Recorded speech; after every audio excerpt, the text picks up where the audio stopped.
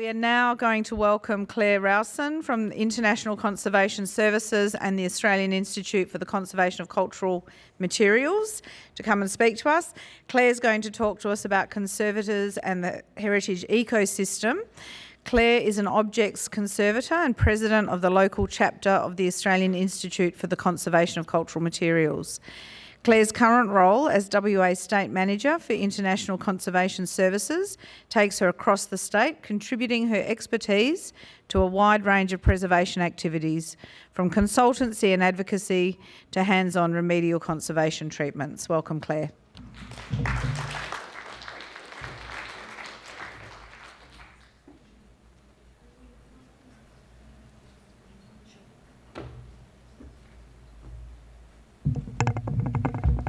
Thank you for that. My name's Claire. I'm an objects conservator by training, and I'm here today to talk to you about kind of cultural materials conservation in general and the contribution that conservators make within this broader heritage ecosystem that we're all talking about over these 2 days. And I work for a company called International Conservation Services, which is a private practice in conservation. And I'm also the president of the WA chapter of our Australian Institute, which is the sort of the peak body organisation for conservators. So, going forwards, yeah. Oh, sure. And this goes backwards, is that right? Forwards and back. So first of all, I'd like to acknowledge that we meet on Whadjuk land today and pay my respects to all elders past, present and emerging, and also that the Institute more broadly recognises Aboriginal and Torres Strait Islander people's continuing connection to land, waters and culture across Australia, where our really broad membership lives and works. So to backpedal a little and give a really brief overview for those of you who might not have ever worked with a conservator or be familiar with what a conservator is. It's not in the sort of Britney Spears sense of the word. So sort of paraphrase a definition by Robin Sloggett, who's one of our kind of senior leaders in the field and the director of the Grimwade Centre in Melbourne. The conservation of cultural materials is a complex and highly interdisciplinary task. It requires a knowledge base that may include the methods of manufacture, the mechanisms of damage, and definitely the cultural significance of an object, artefact, artwork. Conservators research history to understand why and when an artwork, artefact or material was made and by who, undertake scientific analysis and other protocols to understand how it was made, and what has happened to it over time, and other collaborative and cross-cultural practices to understand significance and contextualise our decision-making. And it's a great session today. We've just heard from a conservator. I don't think anyone fell asleep in your presentation, Ian, and hopefully not in this one. But so I'm really here today, though, to talk to you all about the AICCM, the Australian Institute for the Conservation of Cultural Material, which is a huge mouthful. A little bit about our purpose and function, and to give a really brief history of the organisation and a recap of our 50th anniversary conference and activities, which all happened in 2023, and to really sort of celebrate and share our diverse membership. Conservation is a discipline of specialisation. There are no two conservators alike.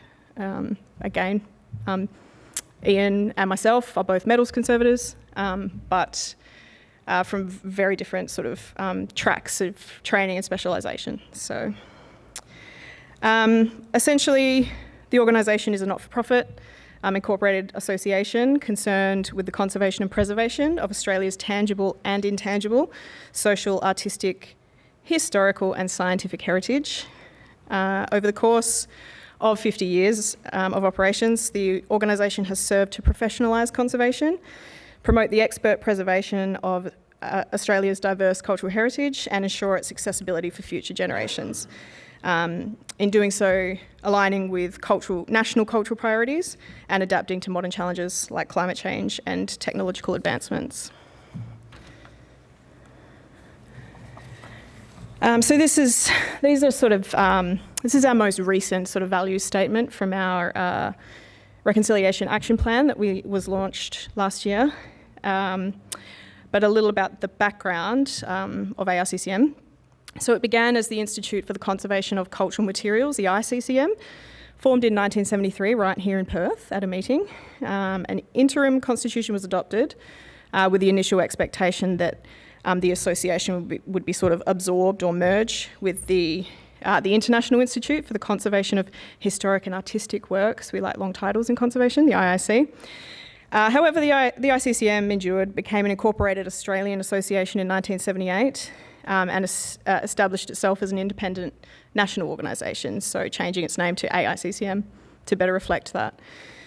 So the organisation emerged to address the need for a professional body to support conservators, promote best practices and preserve Australia's cultural heritage. And it was influenced heavily by developments like the 1975 Museums Inquiry, commonly referred to as the Piggott Report, which recommended establishing conservation training in Australia and embedding trained conservators within public institutions. So as the peak professional body for conservators, our key contributions to the advancement of the profession and a few things that I'll talk about a bit more in depth today include advocacy and policy influence, upholding ethical standards for conservators, providing education, training and research support to our members and the broader community, setting out environmental guidelines that Ian sort of spoke about earlier, responding to disasters affecting collections of cultural material, and promoting respect and cross-cultural collaboration between all those who keep and care for cultural heritage. So I'm going to skip that one. So a little about our members. We have over 600 members nationally, around 30 to 40 in Western Australia. Our membership really contains a snapshot of the sector more broadly, made up of professional conservators in public institutions and private practice like myself, as well as students, emerging conservators, cultural heritage organisational members, and allied professionals, which probably encompasses some of you in the room, hopefully, librarians, collection managers, archivists. As you can see from lots of the images, it's really difficult to capture pictures of conservators' faces because they're often fairly immersed or engrossed in whatever object or artefact they're working on. And as you can also see from the images, conservators really do work on a super diverse range of cultural materials. So training, in training is usually when a conservator sort of starts to identify a first tier of specialisation, like if there was a sorting hat in the first week of university, and we're sort of split at that point into paintings, which can encompass easel paintings on canvas or timber supports, paper objects, and books sometimes fall in the paper specialisation, and then objects, which is sort of everything else. So within those three main categories, there are further specialisations with big needs and huge opportunities to be very, very niche. And some of those things pictured there are things like natural sciences, which can include wet specimens, taxidermy, skins and mounts, feathers, eggs, etc. Contemporary art and time-based media conservators, which can include contemporary materials like plastics and polymers, hugely challenging materials. There are preservation framers and frames conservators, which are two very different preservation activities. There's bookbinders in the paper specialisation.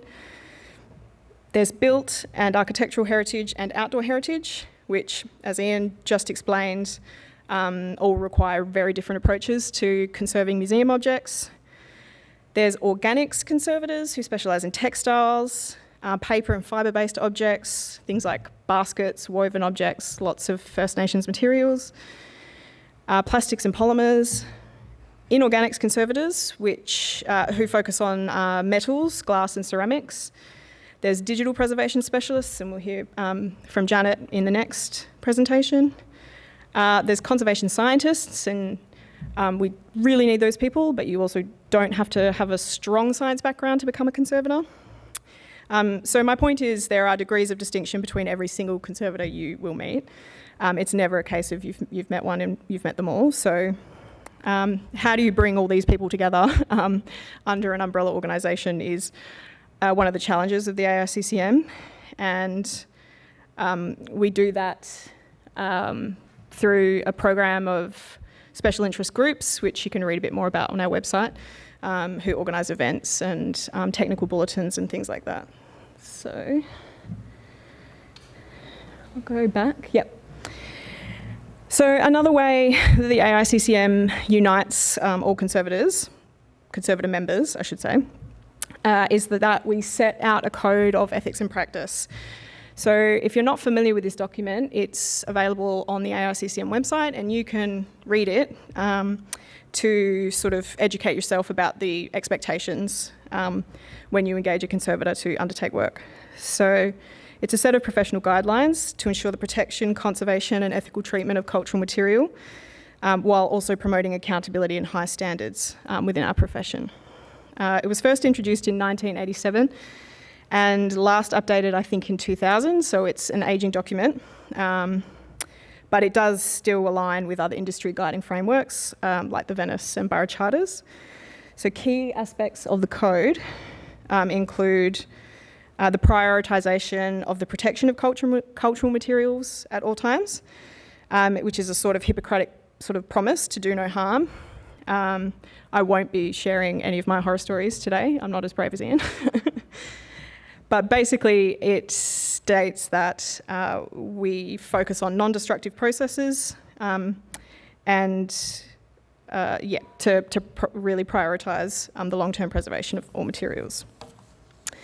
It states that we maintain professional conduct and accountability at all times, and that speaks to processes like documentation. It states that we act with integrity, transparency and trustworthiness in all our professional activities. So the code really ensures that professional conservators are accountable to clients, the public and the cultural heritage community, whoever we're serving in our work.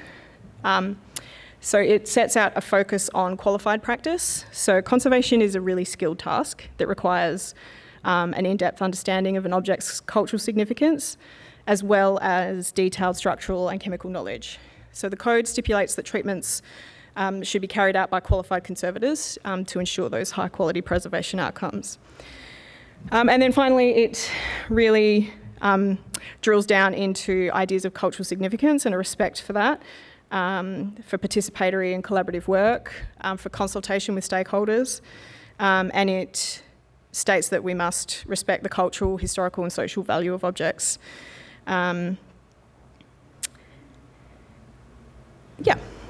And so this really speaks to our mission, sort of both within the AICCM and the entire heritage community, really.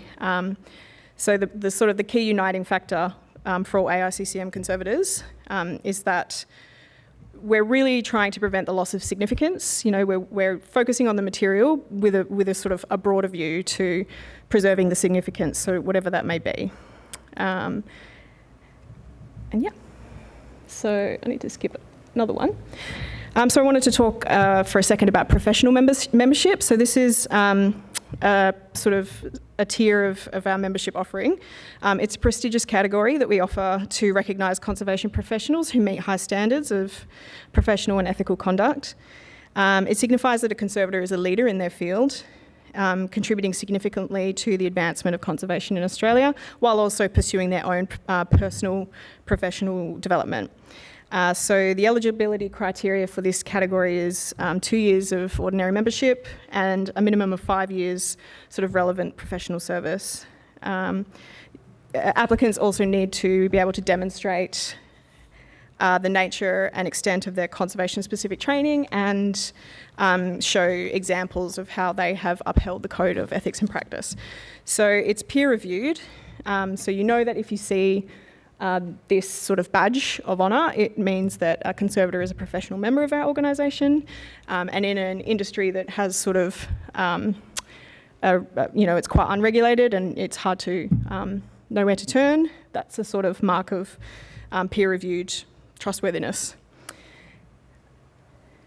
So we also, oh yeah, that's right. Will that video start? Can I do something to make that video work? It's okay. We have, there we go. Sound can play. We award a number of grants and bursaries throughout the year to attend our own conferences and events. But we also have an annual award ceremony where we award a Lifetime Achievement Award called the AICCM Medal and a number of other awards to recognise excellence in the sector. So there's a couple of award-winning projects pictured there. This is an ICS project to restore a mosaic floor in the ANZ Gothic branch in Melbourne, and a Grimwade Conservation Centre project to conserve Lung, the Chinese dragon, in Ballarat, I believe he is. Another function of ours is publications and other resources. We put out a number of publications every year in various formats, some of which are publicly available on our website. Our AICCM Technical Bulletin is a sort of membership privilege, but this journal is really the kind of centralised conservation knowledge in Australia. So if you need to research a topic, it's hopefully captured there.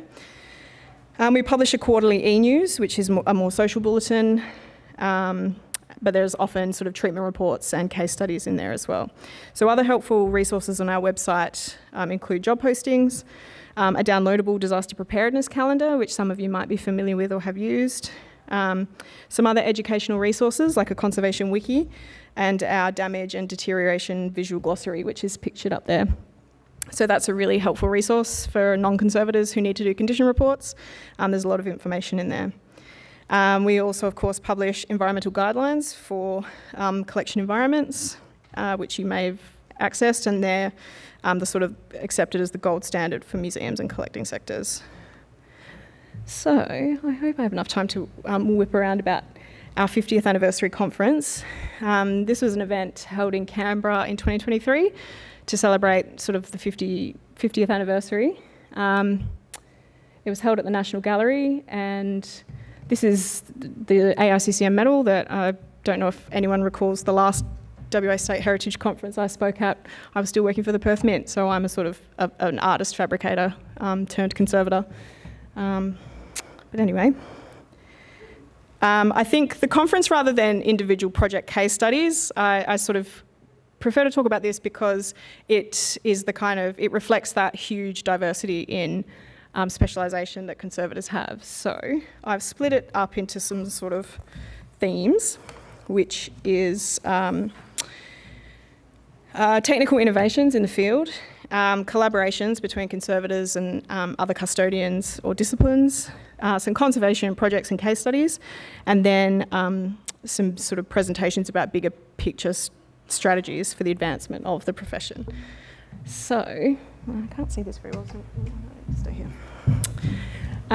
So in the sort of innovation category, there was an incredible paper by Dr. Kansi Chu, who has done a lot of research in the repair of matte laminated paper, which is a sort of 21st century collection material that's hugely prevalent in archives, libraries. It's great that we have no conference programs, but usually at a conference, your program will be matte laminated plastic paper. So that was really incredible. Alison Wayne at the University of Canberra is researching the effects of bushfire soot on cultural materials, and how dangerous is it really for long-term preservation, and how it can be removed without causing further loss. An incredible project that is an ARC. It's got that many people on it because it's an ARC sort of collaborative project between the two universities in Canberra, and they're trying to come up with a plan to robotically clean the Sydney Harbour Bridge metal using laser. So watch that space for robots climbing the Sydney Harbour Bridge. And low oxygen environments and designing a low oxygen display case for the last thylacine. A couple of collaborative projects. Again, this was an ICS project up the top, which was moving the South Solitary Island Lighthouse optic. And that took a sort of huge team of logistics and freight experts, as well as museum professionals and conservators, to move that safely. My favourite presentation at the conference was two conservators who now work for the AFP, the Australian Federal Police, as forensic scientists, I suppose, because of the sort of cross-pollination between conservation science and forensic science. So they had some interesting projects with fibre analysis, and so it just sort of shows you what the core science work of conservation can take you. The Ningan project, which is a Melbourne-based project to digitise Indigenous manuscripts, which is really collaborative with a whole bunch of different language groups and peak bodies in Victoria. And that's all of them. Oh, materials and analysis. Portable Spectral Services were one of the key sponsors of the conference event, and they're actually based in West Perth, so they're an agent for some instrumentation that we use regularly in conservation. So yeah, if you could get them at this conference, it'd be incredible. They're so interesting. So some case studies and projects. That's not a baked potato. It's actually a whole vehicle undergoing an anoxic low oxygen treatment at the National Museum of Australia because pests were eating the woolen upholstery of the interior. Rosemary Goodall gave some really frightening data from her work at Museums Victoria on the effects of mercury vapour in collection environments in museum cabinets, and also heavy metals in plastic artefacts, which was quite terrifying. So conservators are really sort of expert knowledge holders in hazards in museum collections. Visible storage. Samantha Hamilton gave an incredible presentation about her work at Arts Centre Melbourne on the Australian Performing Arts collection, and how conservators are reducing risks of those kind of museum trends. And Lung, I spoke about Lung. So there was a couple of presentations about these sort of big picture issues affecting our discipline. The last WA State Heritage Conference, I believe we actually had Kate Clark giving the same presentation, so she gave that to us directly as conservators, and that was really valuable. Robin Sloggett stood up and talked about the sort of past, present and future of training in Australia, and that's a sort of an image of the Grimwade Centre in Melbourne where many conservators train. There was a lot of talk from conservators in various disciplines about the development of their particular specialisation. So natural science conservation has come a long way in the last sort of decade or so, and the Australian Museum are doing a lot of good work in that space. Contemporary art is coming a long way. And time-based media. So time-based media principles in conservation are really starting to be applied very broadly to other things that haven't traditionally been considered time-based media, like industrial heritage and lots of other things. And then Asti Sharing from the National Museum of Australia, amongst other things, gave an incredible presentation about this idea of changeability, which has traditionally been a really uncomfortable topic for conservators, but it's all about the need to adapt our practices to sort of reflect the changing context that we find in museums and the private sector. So, just with my last few moments, I just wanted to talk about what's next for the AICCM.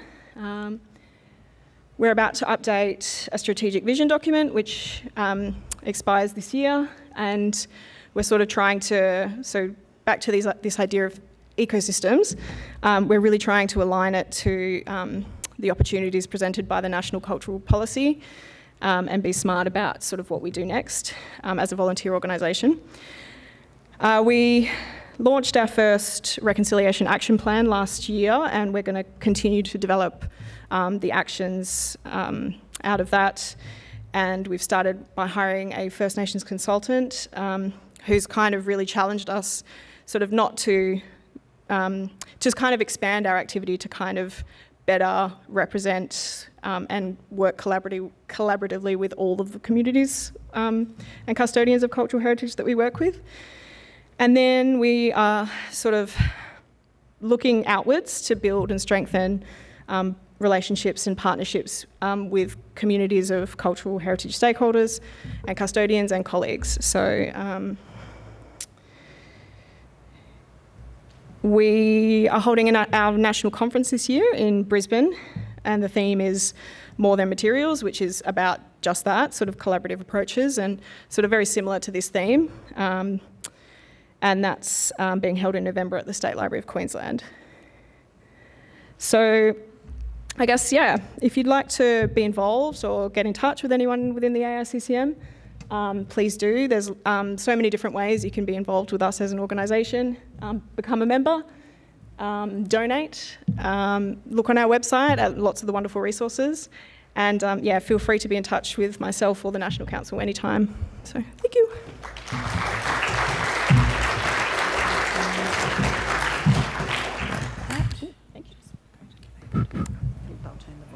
Okay. If you can just move to the left. Sure. I may drop that. You did it. Thanks, Claire. Terrific. Okay, we've got some questions that have come in, but if anyone in the room has a question, pop your hand up, just over here. Yep. So the first question is for you, Claire. So plastics have a reputation for lasting for a very long time in the environment. But I thought I heard you say the conservation of plastics and polymers is problematic. If so, why is that? Is this on? Yep. Yep. I suppose, like I was talking about diversity, and there are more than one kind of plastic. So that there is a sort of a category of plastic known as malignant, and it's exactly as it sounds. They don't last a long time, and worse than deteriorating themselves, they affect materials around them. So, yeah, plastics ain't plastics, I guess is the answer. On the flip side, we use a lot of stable and inert plastics in museum storage environments and things like that. So, does that answer the question? What was the second part? I think just wanting to know why it's problematic, why the conservation of plastics and polymers is problematic. The conservation of malignant plastics is a lot more just difficult. A particular type. Yep, great. Another comment, I'll come to you in a moment. With the current lack of museum training in WA, are there resources out there that small community museums can benefit and learn from? So, yes, definitely. There's more than sort of the AICCM in this space as well. Amaga do a lot of good work in sort of regional outreach and things like that. It's incredibly difficult, and I do remember, it was the Amaga conference that was held here most recently. The biggest complaint was remoteness and difficulty in accessing resources. Yeah. There's resources on our website, on Amaga's website. WA Museum publishes an incredible collection care manual. The State Library of Queensland there's a lot of online resource, but it's how you take that and make it alive and work for your collection, I suppose. And I guess if in doubt, there's email addresses, email contacts, people can make contact, ask specific questions. Definitely reach out and contact those peak bodies and hope that you get the direction that you need at least. Great, thank you. Question from the audience. Thank you. Hi Claire, my name's Tony. I'm from the Azalea Lay Homestead Museum. I think you visited a couple of years ago before I started. Hi. I was wondering, I suspect that you guys have very similar problems that we've talked about in terms of staffing issues and training issues across the sector. But I think it's pretty rare to see two metal conservators in the same room at the same time here in WA. I wanted to ask, given you've got such a pretty strong membership, are there a lot of young people kind of taking it up? And do you think we'll see any more conservators, specifically metal conservators, coming up over the next few years? Look, yes, I hope so. The reality in Australia is that the training programs are centralised on the East Coast. They do put out a lot of graduates every year, so there's a lot of people coming up and through. Where it gets difficult is in the job market. You know, there's not enough jobs for Conservators, and there should be more. Okay. Does that? Yes, I hope so. Ian, pretty much. Hopefully, will be training some. It's Okay. Myself included. hard to pin you guys down. There's not a lot of options, particularly with things Definitely. like, there's a lot of old steam engines, a lot of old tractors, all that sort of stuff out there. So yeah, it's I suppose besides maybe- ICS, there's Sorry, not a I'm lot just of, I'm just going to Yeah, say if yeah. you've got some great ideas and ways that you'd like them to maybe respond yeah, differently, maybe catch up out of session. And I would just That'd be say great. a little spruik for we're hosting a local conference that's attached to the Big Stuff Association that are holding a bigger conference in Europe in October. So there's a little bit of kind of professional development in Big Stuff coming to Perth later in the year. So yeah. Great, thank you very much. All right, please join me in thanking Claire. Should I Thank you. welcoming you or thanking you?